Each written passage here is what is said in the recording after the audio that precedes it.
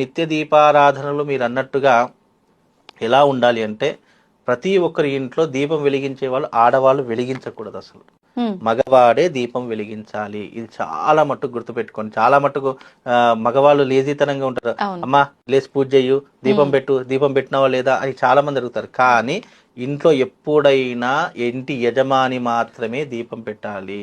చాలా మంది వితండవాదం ఏం చేస్తారు, ఇంటికి ఇల్లాలే దీపము, నువ్వు ఉండగా నాకు దీపం ఎందుకు, ఇవే చెప్తూ ఉంటారు. అంటే ఇవన్నీ సిలి జోక్స్ అన్నమాట. అయితే నిజానికి ఇంట్లో ఇంటి యజమాని మాత్రమే, మగవాడు మాత్రమే దీపం వెలిగించాలి.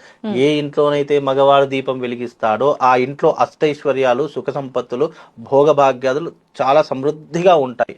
ఇంకోటి ఏంటంటే ఏ ఇంట్లోనైతే మగవాడు దీపం వెలిగిస్తారో భార్యాభర్తలకు గొడవలు అనేటటువంటివి రావు. గుర్తుపెట్టుకోండి. ఇప్పుడు భార్యాభర్తల మధ్యలో ఎందుకు గొడవలు వస్తాయంటే ఆడవాళ్ళు దీపం పెడితే భార్యాభర్తల మధ్యలో గొడవలు వస్తాయి. ఇది మట్టుకు కూడా చాలా మట్టుకు